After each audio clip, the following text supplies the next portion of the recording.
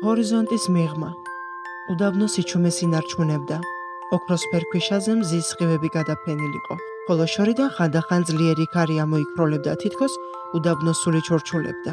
მზის ჩასვლისას ახალგაზრდა აკლემი მშობლებთან ერთად ბორცვზე იდგა და ჰორიზონტს უყურებდა. მამა, დედა, ჩაიჩურჩულა მან. აქ ცხოვრება ყოველთვის ასე ერთნაირი უნდა იყოს? მამამ შეხედა და უთხრა: უდაბნო ჩვენი სახლია, შვილო. აქ ვისწავლეთ მოთმინება, გაძლება და წყლის ფასი. ეს ჩვენი ცხოვრება.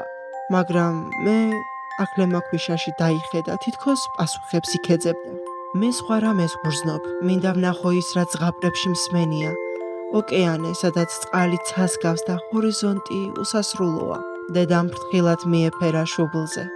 ჩემო პატარა, როგორ ფიქრობ, რას გვაძლევს უდაბნო? ჰკითხა მან. ალბათ სიმტკიცეს, სიძლიერეს, ჩაილაპარაკა აქლემმა. და რას გვაძლევს ოცნება?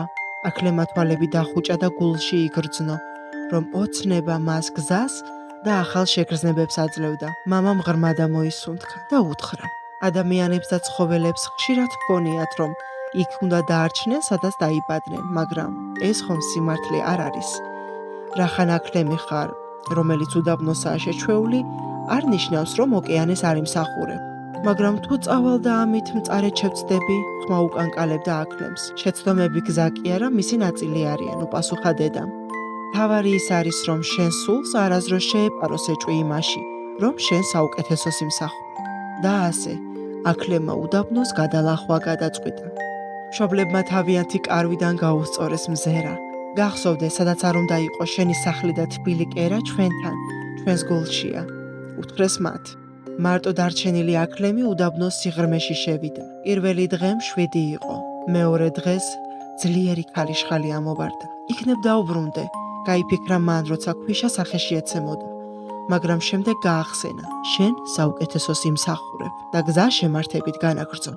მესამე დღეს ცხელმა მზემ დაღალა, წყლის ბოლო ყლუპიც ამოეწურა.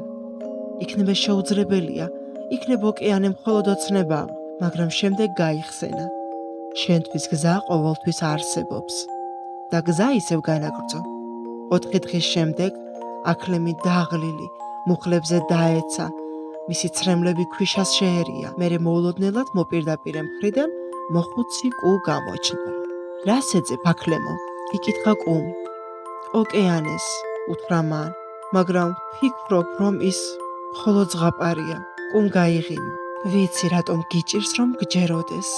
უდაბნოში ცხოვრება მიგაჩვია, რომ ყველაფერი სიმშრალე და მოთმინებაა, არა? მაგრამ გახსოვდეს, ის, რაც შენს გულში არსებობს, სამყაროშიც არსებობს. უბრალოდ იქამდე უნდა მიხვიდე. აქლემს თვალები აევსო იმედით. ანუ ის რეალურია? ოკეანე მართლა არსებობს? პატარა აქლემო, გაეცინა კულს. ოკეანეს, შენ მხოლოდ ერთი ნაბიჯით ხარ დაშორებული. აქლემმა თავი ასწია, წინ გაიხედა და შორიდან რაღაც ცისფერი შეამჩნია.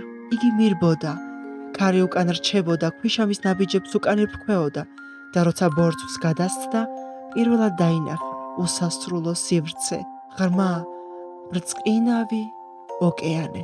იგი წყლის ნაპირთან მივიდა, ტალღები მის დაღლილ ჭლიქებს ეხებოდა, თავის ანარეკლს ჩააჩერდა. შემდეგ კი გაეღიმა.